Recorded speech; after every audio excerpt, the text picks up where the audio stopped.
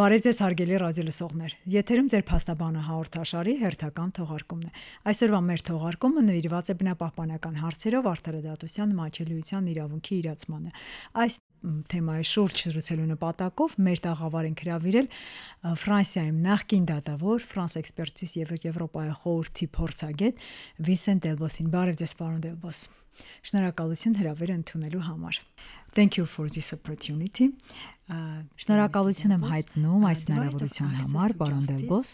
Արդարադատության մատչելիությունը առանցքային է բնապահպանական իրավունքների համար։ Բնապահպանական իրավունքները փոխկապակցված են։ Ինչ է սա նշանակում գործնականում։ First of all, thank you for your invitation. Before answering to your questions,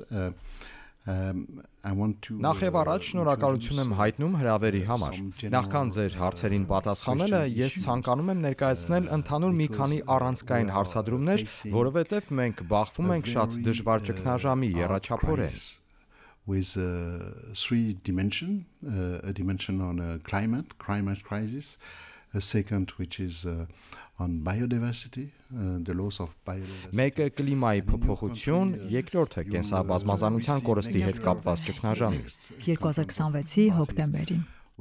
Իդեպ կենսաբազմազանության հետ կապված ձեր երկրում մի քանի օրից կայանալու է COP17 եւ երրորդը օդի աղտոտվածության հետ կապված ճգնաժամը, որի մեջ մտնում է արդյունաբերական աղտոտվածությունը եւ այլն։ Air pollution, industrial pollution, etc., which I know it's a very important matter in your country. Գիտեմ, որ օդի աղտոտվածությունը կարևոր հիմնահարց է նաև ձեր երկրում։ Այս 3 ճգնաժամերը համակարգային են։ Երբ խնդիր է առաջանում կլիմայի հետ կապված, ապա դրան հետևում է կենսաբազմազանության կորուստը եւ անհրաժեշտ են կանխարգելիչ աշխատանքներ եւ այլն։ Lateral effect on climate change, etc., etc. So, to answer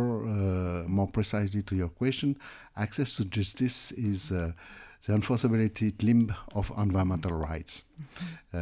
It enables people, citizens. Այսպիսով ավելի ճշգրիտ պատասխանելու համար ձեր հարցին նշեմ, որ շրջակա միջավայրի հարցով արդարադատության մատչելիության իրավունքը հնարավորություն է մարդկանց, քաղաքացիների եւ կազմակերպությունների համար բողոքարկել վարչական ակտերը, ստանալ փոխհատուցում եւ ապահովել համապատասխանությունը տարբեր օրենքներին, ենթաօրենսդրական ակտերին, ինչպես ազգային, այնպես էլ միջազգային մակարդակներում։ And without judicial or quasi-judicial recourse, participation and information rights in environmental law, which are key principles, remain only declarative. Բնապահպանական տեղեկատվությունը եւ բնապահպանական հարցերով հանրային մասնակցությունն առանցքային իրավունքներ են, որոնք առանց արդար դատաքննության իրավունքի ունեն զուտ հռչակագրային բնույթ, ամրագրված տարբեր միջազգային իրավական ակտերում։ Բնապահպանական իրավունքի հիմնական մարտահրավերներից է ճանաչված իրավունքների արդյունավետությունն ինչպես օրենքների մակարդակով, այնպես էլ գործնականում։ Այո, բնապահպանական իրավունքները փոխկապակցված են եւ փոխկախված են, եւ տարբեր երկրներում, եթե այդ իրավունքները ճանաչված են, ապա իրավունք են ընձեռում մասնակցության գործընթացի եւ դատարան դիմելու, ու ինչպես նշեցի սկզբում, բողոքարկելու անօրինական որոշումները, վարչական ակտերը եւ այլն։ Insufficiently documented decision, omissions or harmful activities. Thank you. Just want to know. Շնորհակալություն, պարոն Դելբոս։ Դուք ձեր խոսքում նշեցիք 3 ճգնաժամի մարտահրավերի մասին՝ կլիմայի փոփոխություն, կենսաբազմազանություն եւ օդի աղտոտվածություն։ Կարող ենք ասել, որ այս խնդիրները բնորոշ են հավասարաչափ բոլոր երկրներին, թե կախված այս կամ այն պետության շրջակա միջավայրի վիճակից, հիմնախնդիրներից կոնկրետ օրինակ օդի աղտոտվածություն, արդյունաբերական աղտոտվածություն եւ այլն։ Այս տարբերություններից կախված իրավակարգավորում, դրանց թվում կարող ենք նշել խնդիրները տարբեր են եւ արդյոք կարող ենք նշել, որ բոլոր պետությունների պատասխանատվությունը նույնն է։ These problems are typical for all countries of the world now. The systemic crisis is for all people and all who are living on the planets. And when I say Համակարգային ճգնաժամը վերաբերելի է բոլոր պետություններին եւ բոլոր մարդկանց, ովքեր ապրում են մեր մոլորակում։ Դա ասելով նաև նկատի ունեմ բնությունը, մոլորակի բնությունը, որը տուժում է այս եռակի ճգնաժամից։ Այս ճգնաժամի համար տարբեր երկրների պատասխանատվությունը նույնը չէ։ Արդյունաբերական երկրների պատասխանատվությունը ավելի մեծ է արտանետումների համար։ 2015 թվականին Փարիզյան համաձայնագրով որոշվեց, որ պետությունները պետք է սահմանափակեն ջերմաստիճանի բարձրացումը, որը ազդում է տարբեր ձևերով։ Կարևոր ասպեկտ է, թե ինչ ունեցանք այս եւ նախորդ ամառ, օրինակ Պորտուգալիայում, Ֆրանսիայում, Իտալիայում, Բալկանյան երկրներում։ Հրդեհը կենսաբազմազանության հարց է, երբ այրվում են հազարավոր կիլոմետր տարածքներ։ Ուղիղ կապված է բարձր ջերմաստիճանի հետ։ Այս տարածաշրջանում երբեք նման բարձր ջերմաստիճան չի եղել նախկինում, եւ այստեղ մենք ականատես ենք լինում, թե ինչպես է կլիմայի փոփոխությունն ազդում կենսաբազմազանության փոփոխության վրա։ Եվ երբ լինում են հրդեհներ, ապա նաև արձանագրվում է օդի աղտոտվածություն։ A direct connection between climate change and the loss of biodiversity, and with another effect, which is on pollution, because when you have fire, you have a direct effect on air pollution. Yes, and I remember that the Secretary General of UN. Այո, պարոն Դելբոս, ՄԱԿ-ի գլխավոր քարտուղար պարոն Գուտերեշը նշել է այս մասին եւ բազմիցս է նշել եւ այս ամռանը եւս անդրադարձել է, որ աննախադեպ բարձր ջերմաստիճան է գրանցվում, քան նախորդ տարիներին էր։ Ինչպես դուք նշեցիք ձեր խոսքում, բնապահպանական հարցերով արդարադատության աճելությունը բնութագրվում է որպես նվազագույն ստանդարտների եւ երաշխիքների ամբողջություն, որոնք հնարավորություն են տալիս անձանց եւ հասարակական կազմակերպությունների դիմել դատարան բնապահպանական բնույթի որոշումների ակտերի օրինականությունը վիճարկելու նպատակով։ Եկեք օրինակներով ավելի հարամաչելի դարձնենք, քանի որ պարզ է մեր համակարգացիներին, բայց այնուամենայնիվ օրինակները կպարզեցնեն։ Շրջակա միջավայրի ազդեցության գնահատում, հանրային մասնակցություն, examples of that. There is a lot. Yeah. There is a lot. I take 2 or 3 examples. The first is related to environmental assessment. In different countries, we have a program of investment of infrastructure in which before launching this Դրանք շատ են, 2 կամ 3 օրինակ բերեմ։ Առաջինը վերաբերում է շրջակա միջավայրի վրա ազդեցության գնահատմանը։ Տարբեր երկրներում լինում են ենթակառուցվածքների ներդերման ծրագրեր։ Այս ծրագրերով պահանջվում է շրջակա միջավայրի ազդեցության գնահատում, շրջակա միջավայրի վրա ազդեցությունը պարզելու նպատակով։ Այս ծրագրերը վերաբերում են տարբեր տեսակի նախագծերին եւ անհրաժեշտ է հստակ ունենալ ազդեցության գնահատումը, որպեսզի հնարավոր լինի հավասարակշռել ընդհանուր շահերը, երբեմն ենթակառուցվածքների եւ շրջակա միջավայրի շահերը։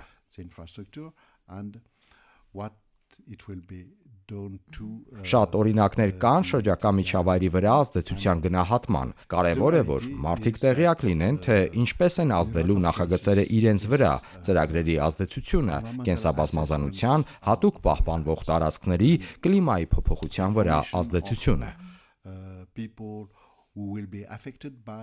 Օրինակ, երբ ճանապարհ է կառուցվում եւ ավելանալու է ավտոմեքենաների ծավալը, դրանց ազդեցությունը կլիմայի փոփոխության վրա ես հաշվի եմ առնում։ Տվյալ դեպքերում շատ կարևոր է արդար դատաքննության իրավունքը, որովհետև նշանակում է քաղաքացիները կարող են դիմել դատարան, պահանջելով, որ իրենք կարիք ունեն պարզ եւ թափանցիկ տեղեկատվության եւ նման դեպքերում դատարանը պետք է գնահատի նախագծի հետևանքները շրջակա միջավայրի վրա հետևանքների իմաստով։ go to the court and say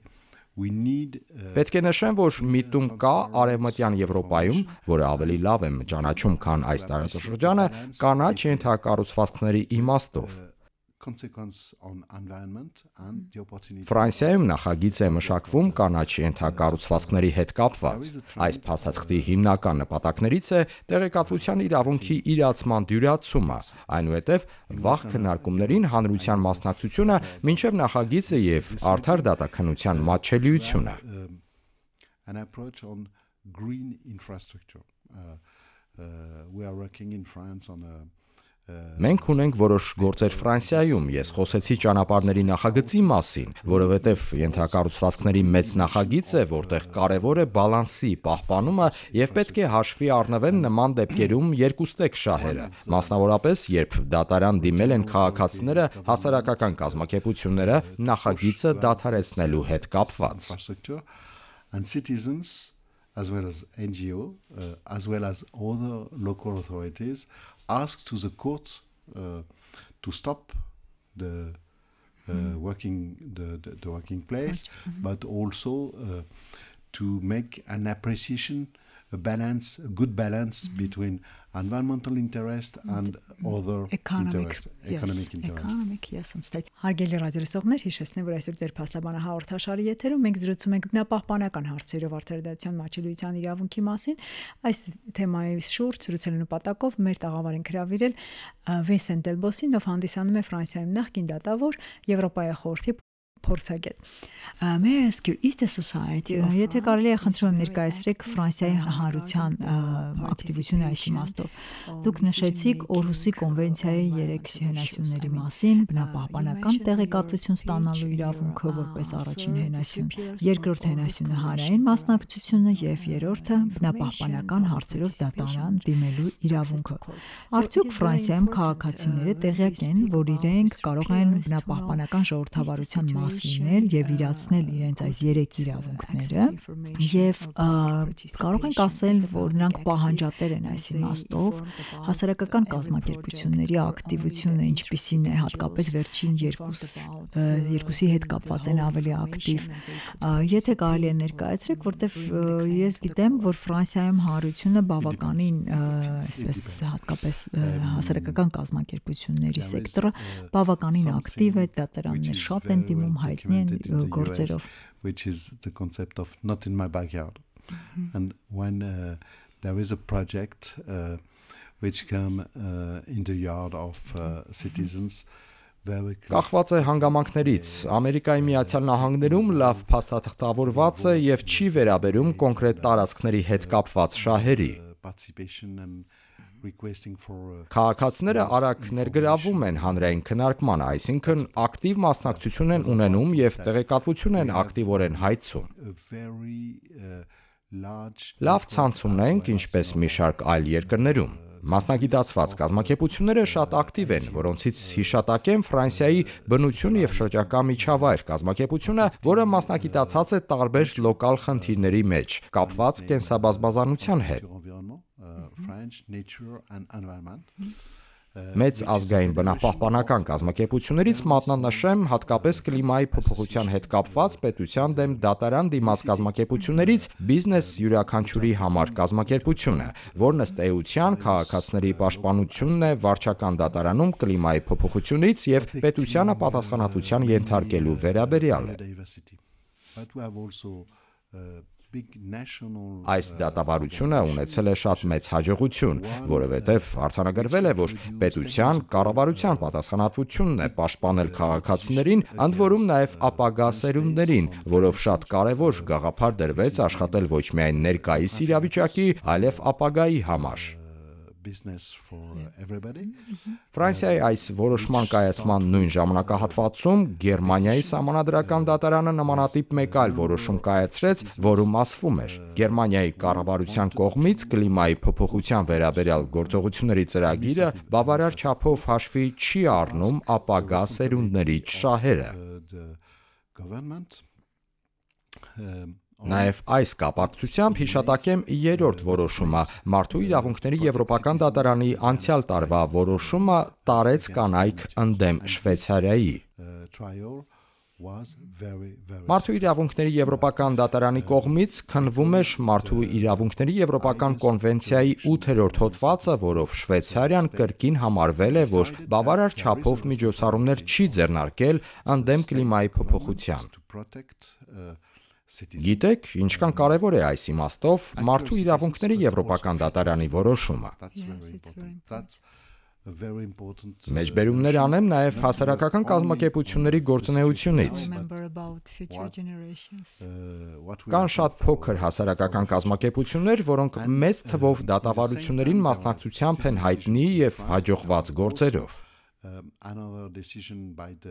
Հիշատակեմ որոշումների շտեմարանի մասին, որը գործում է Կոլումբիա համալսարանի հովանու ներքո, որտեղ առկա են կլիմայի փոփոխության հետ կապված բազմաթիվ դատական որոշումներ ունիվերսալ մակարդակով։ Կարևոր է, որ այս տվյալները բացահայտեցին, որ դատարան դիմող քաղաքացիների թիվը 2015 թվականից առ այսօր կայուն աճում է։ Քաղաքացիները դիմում են դատարան կապված պաշտպանված լինելու իրավունքի հետ, պարզ, թափանցիկ եւ հավաստի տեղեկատվություն ստանալու հետ։ Վերջերս ՄԱԿ-ի կողմից ընդունվել է բանաձև կապված անվտանգ եւ կայուն շրջակա միջավայրի իրավունքն որպես հիմնարար իրավունք ճանաչելու վերաբերյալ։ Առկա է նաև Արդարադատության միջազգային դատարանի որոշումը, որն ընդունվել է ընթացիկ տարվա հուլիսին կապված կլիմայի փոփոխության հետ եւ որը հաշվի է առնում կենսաբազմազանության, օդի մաքրության եւ կլիմայի փոփոխության հետ կապված շահերը եւ նշվում է, որ պետությունները քաղաքականություն մշակելիս էապես պետք է հաշվի առնեն արդեն իսկ նշվածը եւ պարտավորվեն իրականացնել այն։ A central responsibility to decide of substantive programs to tackle with this element. So it's obligatory for them. Yes. So rights-based approach is very important. Իրավունքահեն մոտեցումը բնապահպանական արդարադատությունում արտացոլված է տարբեր միջազգային ակտերում։ Դա Օրհուսի կոնվենցիան է, որը բնապահպաններին շատ հայտնի է որպես շրջակա միջավայրի վերաբերյալ տեղեկատվություն ստանալու, հանրային մասնակցության եւ բնապահպանական հարցերով արդարադատության արդարադատականության իրավունքի իրացումն է։ ՄԱԿ-ի կոնվենցիաներն են, ինչպես նաև Եվրոպական միության հրահանգները, դիրեկտիվները։ There is a growing trend towards achieving environmental justice. I hope so. I said at the beginning that there is a crisis in which we are facing, and you mentioned the UN General Secretary, who said repeatedly that we are facing Հուսով եմ, այո, ինչպես սկզբում ասացի ճգնաժամի մասին, որի հետ բախվում ենք, դուք մեջբերեցիք ՄԱԿ-ի գլխավոր քարտուղարին խնդիրների բախման մասով։ We are in the situation in which there are some programs by government, but they are going slowly. Կարծում եմ, որ մենք գտնվում ենք այն իրավիճակում, երբ կառավարության կողմից կան որոշ ծրագրեր, բայց դրանք դանդաղորեն ընթանում են առնչվելով խնդիրների։ Is very important on the development of rule of law because it's basically a question of trust in Դատարան դիմելու միտումը կարևոր է իրավունքի զարգացման տեսանկյունից եւ վստահության հարց է, բնապահպանական ժողովրդավարության նկատմամբ վստահության։ The capacity of democracy to tackle with problems which affect daily citizens. Հասարակական կազմակերպությունները կարող են դիմել դատարան բնապահպանական հարցերով։ Եկեք բացատրենք մեր լայն հասարակությանը, լայն հանրությանը, ինչ է նշանակում բնապահպանական կազմակերպությունների իրավունքը Actio Popularis-ի շրջանակներում դիմել դատարան։ It's a very interesting approach, but in practice it's very difficult because I talk about the situation in France. When you put on the quote Actio Popularis, you need to define individual. Շատ հետաքրքիր մոտեցում է, բայց գործնականում շատ բարդ է։ Ես խոսեցի Ֆրանսիայի իրավիճակի մասին։ Իսկ երբ դատարան դիմելիս գործում է Actio Popularis-ը, դուք պետք է սահմանեք դատարան դիմաց հասարակական կազմակերպության յուրաքանչյուր անդամի անհատական շահը։ The main example is Dieselgate. Actio Popularis-ը գործում է Ամերիկայի Միացյալ Նահանգներում, Գերմանիայում, Ֆրանսիայում։ Բերեմ Dieselgate-ի գործը տիպիկ բնապահպանական գործ է, բայց այն ավելի շատ բնապահպանական իրավունքի կիրառման մասին չէ, այլ սպառողների իրավունքների ոլորտի օրենսդրության։ Protecting consumer law. Why? Because it's very difficult to Actio Popularis-ի ժամանակ դժվար է ունենալ յուրաքանչյուրի հետ կապված ապացույցները, որոնք անմիջական ազդեցություն են կրել, ինչպես օրինակ Dieselgate-ի գործում։ On environmental issue. Ֆրանսիայում ներկայումս մի դատական գործ կա կապված Actio Popularis-ի հետ, որը մասնավորապես վերաբերում է պեստիցիդների աղտոտման հետևանքներին։ Այս գործը անցյալ տարի է սկսվել, այս գործով թեև պեստիցիդներով աղտոտման հետևանքները ազդել են շատերի վրա, այդ թվում երեխաների, բայց շատ դժվար է բնորոշել յուրաքանչյուր անձի անհատական շահը։ It's not sure they will be successful and Իհարկե կան դժվարություններ, բայց եթե օրենսդրության մեջ ամրագրված է Actio Popularis-ը, ապա պետք է ուղղված լինի իրավունքների պաշտպանությանը։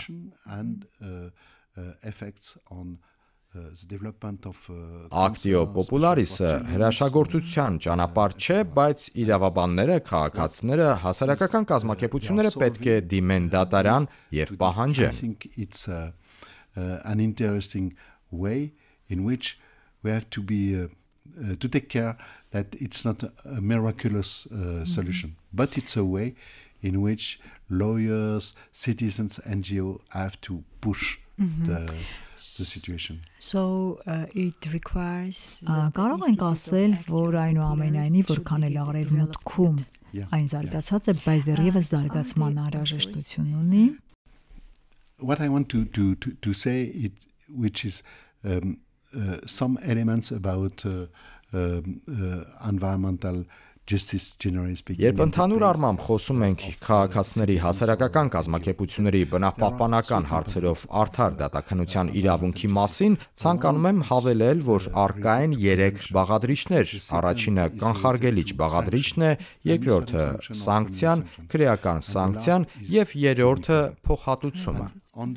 Ինչ վերաբերում է կանխարգելիչ բաղադրիչին, ապա դատարանի կողմից կիրառվող կանխարգելիչ միջոցն է, որը կանխում է արտակարգ անհետաձգելի իրավիճակը,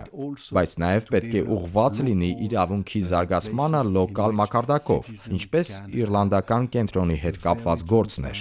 Սա բանալի է մակրո մակարդակով իրավունքի զարգացմանը, իրավունքի գերակայության նկատմամբ վստահության ձևավորմանը, շրջակա միջավայրի իրավունքի գերակայության նկատմամբ, բայց նաև քաղաքացու շրջակա միջավայրի իրավունքի արդարադատությանը հասանելիության իրավունքի արդյունավետ իրացմանն ու զարգացմանը։